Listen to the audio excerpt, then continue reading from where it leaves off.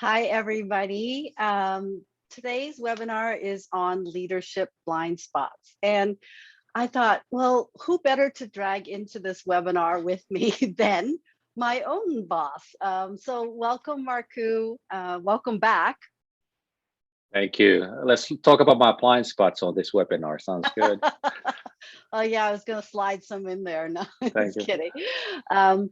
So really the approach that I want Marku and I to kind of focus on today is not just talking about leadership blind spots, but talking about how we as facilitators can introduce and help our clients and participants really identify their leadership blind spots. So that's kind of the approach we're going to give. You're going to see some resources that we have. We're going to show you how to actually use the report. We're going to give you some tips about that on how to use the report to help your individuals develop themselves as leaders.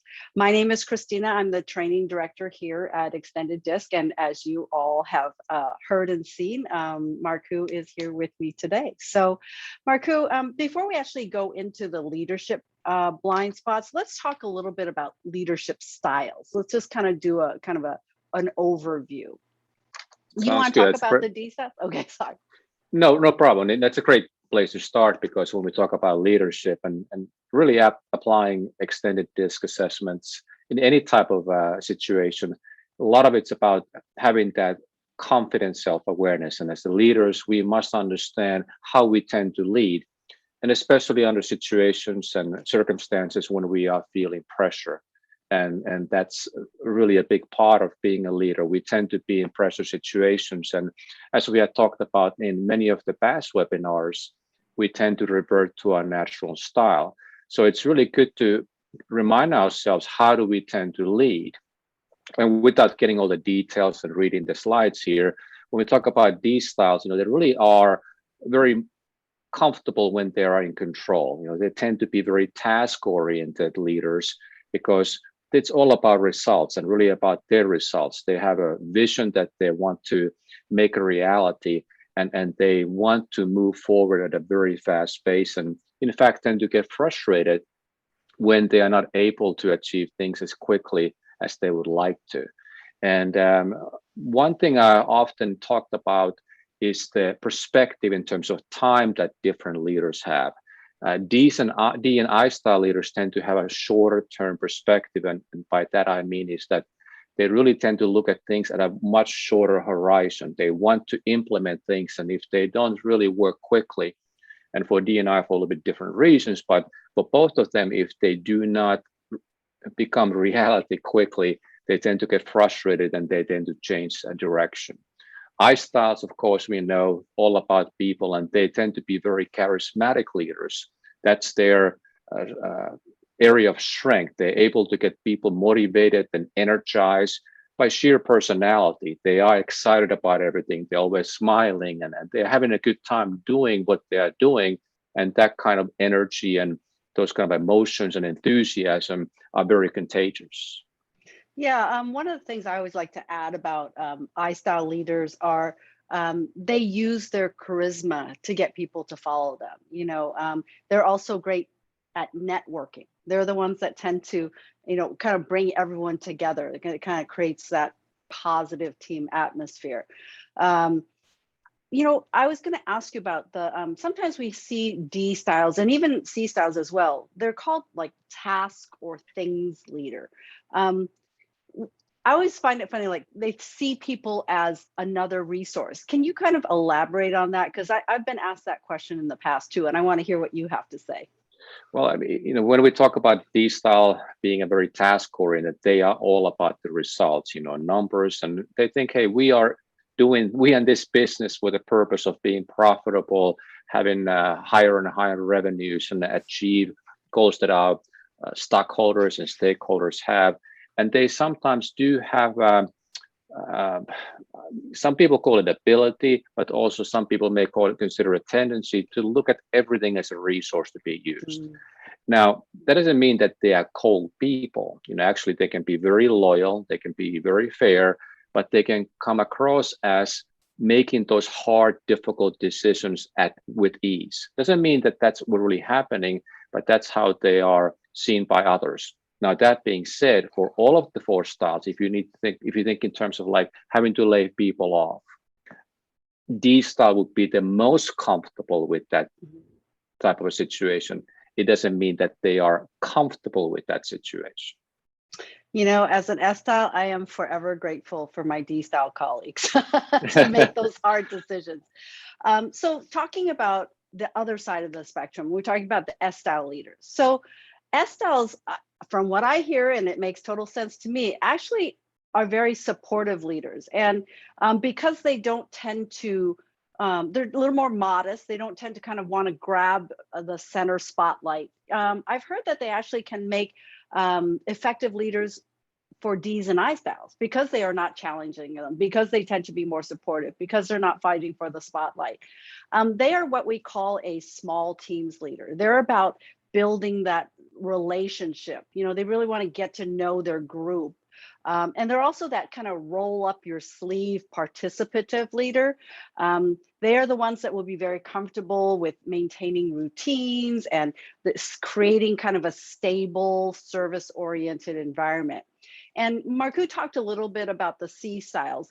C styles are also a task leader, you know, where they kind of differentiate a bit from the D styles is the pacing. You know, as Markku said, D styles want kind of that shorter term results. You know, they want to move a little faster. Your C styles prefer to focus on, you know, standards, and they're, you know, they emphasize quality and rules, and they're the ones that really have taken the time to kind of be the expert on the systems, on the processes, on the product. So we tend to look for them to help us maintain the quality and to fix those problems. I don't know if I can use my hands. I don't know if I have time, but the way I always like to describe it is if your team is like this, you know, my hands here, the D style likes to sit up here. They like to kind of be over the team versus the I style, they like to be right in the middle. Like they want to be around everyone. The S style, they just want to be in that group. They don't want to be in the middle, but they want to be in that group. And then with the C styles, they want to be part of the group, but they want to kind of sit on the outer edge. They want to kind of maintain that formality and distance. So again, we just wanted to cover a little bit about leadership styles, but you're here to learn about leadership blind spots. How do we help our participants? How do we help our employees identify them? Obviously, they're going to be different for everybody, but we just want to kind of give you some kind of overall insight into what could be potential blind spots based on the DISC styles. So Markku, D styles, very confident, right? That's right. How could that get them into trouble? Well, there's always the blind spots, of course, is the difference between who we are and how others see us. And the reason they're called blind spots because we are not aware of those. And these styles are very confident, and, you know, they make decisions, and at least they appear to make those decisions with the determination. There's no hesitation, and they make the decision quickly. And they are at their element doing that, and they like to be in situations like that. Now, when they make those decisions, often as a leader, those decisions have a lot of impact on other people. Obviously, their direct reports, their immediate team, and even the entire organization. So other people can see that their decision-making style, which often is, by the way, by themselves. They make a decision. They don't always seek a lot of input from others. So they can come across as a little bit arrogant and insensitive. Now, as a leader, if I'm a D-style leader, and really for all of these 4 styles, is that we need to always remember that we know what our intent is. You know, we know what we are trying to do, but others will actually judge us out by our behavior. So if I'm making those decisions very, very quickly and so on, others may see, hey, they really did not consider what we thought about that. They really did not really think about the impact those decisions will have, not only our team, our immediate group, but the entire organization. So as a result, they may come across as arrogant and kind of like egocentric and even insensitive. Yeah, I think for any of these styles, we tend to lead the way we prefer to be led, right? And we need to remind ourselves that different styles have different preferences. So, for example, your I styles, you know, they lead with this overflowing optimism. They believe things can happen.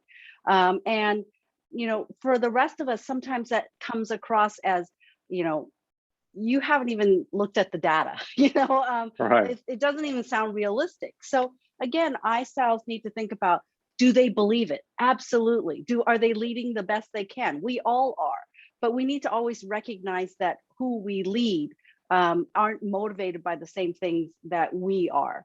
Very true. With Yeah, S styles, go ahead. no, so very true. With all of these styles, we need to realize that others will perceive our leadership behavior with their filters of their behavioral style. And often what also happens is that, let's say, example of iStyle, like they are very enthusiastic. And like you said, they completely believe in what they are doing, but they really haven't either thought about or at least communicated all those details.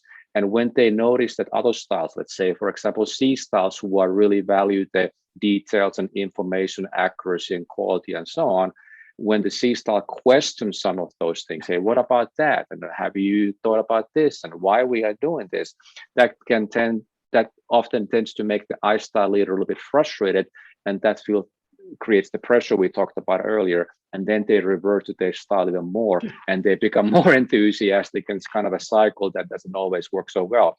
But like you mentioned, let's move on to S styles.